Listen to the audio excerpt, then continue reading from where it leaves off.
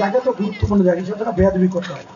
তোমরা ছোট মানুষ, তোমাদের উপর শয়তানের ছোঁয়া আছে, যার জন্য শয়তান এত প্রভাব বিস্তার করে আমাদের উপর যে ফন্নাফি। তোমাদের তো আমি বলছি যে তোমরা ওখানে, আমি কথা বললাম না যে তোমরা যাবা শিক্ষা সফরে, কিন্তু মেয়েরা মাদ্রাসা পড়তে আসছে কি দুজনেই না বেশি, ছেলেরা মেয়েরা একসাথে সফরে যাবে, এটা আমি কথা বলছি।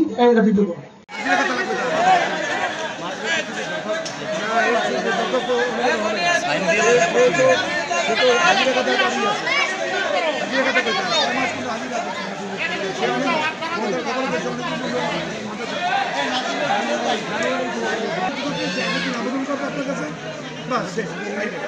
কিন্তু ছুটি নাই, আবেদন নাই, একটা টিচার যদি এখানে থাকে আমি তো সব ক্লাস শেয়ার হবে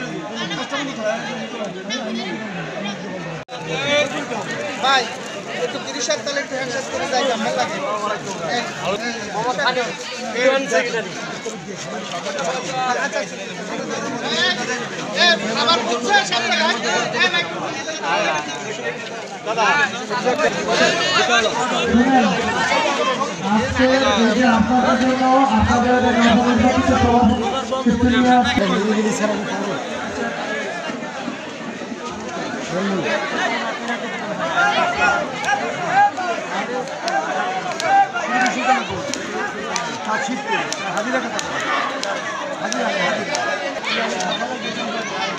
রাজীব ভাই, আমার ফোন নাম্বার আপনার কাছে আছে?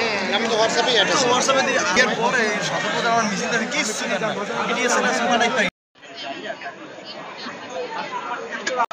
এটা না বলার কারণেই শয়তান আমাদের উপর চেপে বসে। যখন কোনো মাদ্রাসা ছাত্রছাত্রী যেখানে যাবে, সেখানে সব শয়তান চেষ্টা করে তাদেরকে ক্ষতি করার জন্য। এটা এই জন্য আপনার নামাজে কোরআন তেলাওয়াতের সময় আউযুবিল্লাহি মিনাশ শাইতানির রাজিম বলতে হয়, কিন্তু নর্মাল খাবার সময় কিন্তু বিসমিল্লাহ বলে। কিন্তু কোরআন তেলাওয়াত যখন করে, মাদ্রাসার ছাত্ররা যখন এক জায়গায় অবস্থান করে, সেখানে শয়তান ওদের কম্পিটিশন করে, পুরান শয়তান সব এক হয়ে যায়, মানে আয়াতের শয়তান ঢোকে এবং ওদের দোষ না। এটা আমরা অনেক সময় শয়তানের যে বিলম্ব থেকে ভুল হয়ে গেছে ছাত্রদের। এখানে আপনার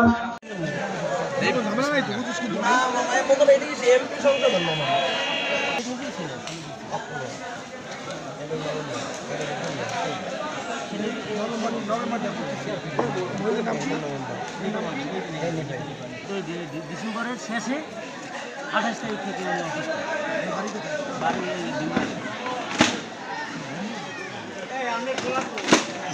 সেটা কি উনি তো যেমন থাকে না, উনি থাকে কিন্তু অন্য জায়গায়।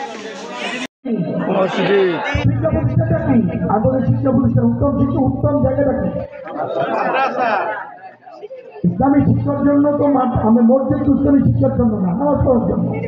এই দুনিয়ায় যদি আপনি জ্ঞান অর্জনের জন্য যান, মাদ্রাসা হচ্ছে আপনার উত্তম জায়গা।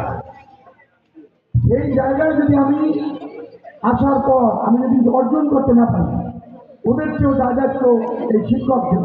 আপনাদের কিন্তু আমি মনে করি, এখন আমি মনে করি আমি যুব হয়ে গেলাম, কাল কেমতের সময় আল্লাহ জুড়ে যায় পৃথিবীতে আমাদের চান্দা দিয়ে বলে যে ছাত্র কি শিখেছি, ছাত্র তোমরা কেন কন্ট্রোল করতে পারে না, ওদের কি এনে আমরা শিখতে দেওয়া।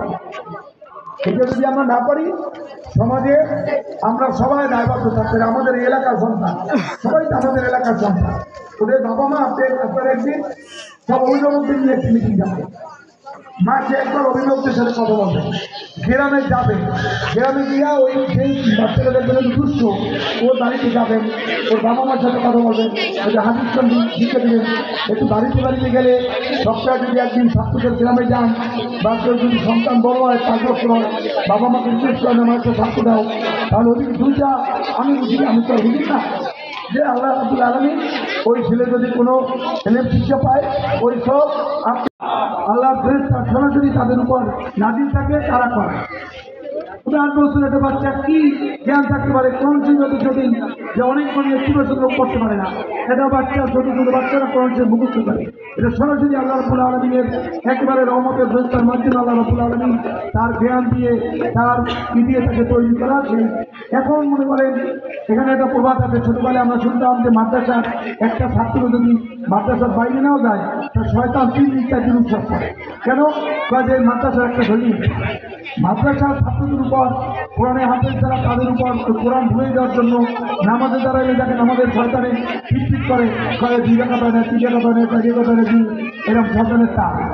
অর্থাৎ এই মুসলমানদের ইমানে আল্লাহ রাব্বুল আলামিনের কাছ থেকেই সরকার অনুমতি দিচ্ছে যে আল্লাহ আমি এত ইবাদত করলাম, আল্লাহ রাব্বুল আলামিন ন্যায় বিচারক। শয়তানে বলছে আমি এত ইবাদত করলাম, আমার পুরস্কার কোথায়? তুমি কি পুরস্কার চাবো? যে মানুষ মারা গেলে খবরও জানিয়ে দেখা যাচ্ছে রুখে দাও।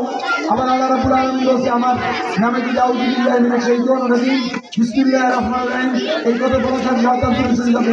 আবার আল্লাহু আকবার বলে শয়তান চলে যাবে। আবার যখন আমি তওবা করব আল্লাহ আমাকে ক্ষমা করে দিবেন। এর মধ্যে আমাদের আসতে হবে। বাবারা, মায়েরা, শোনো, আমাদের বাবা মা, আমাদের এই অঞ্চলে যারা বাবা মা বিশেষ করে কোনো সালমানের প্রমাণ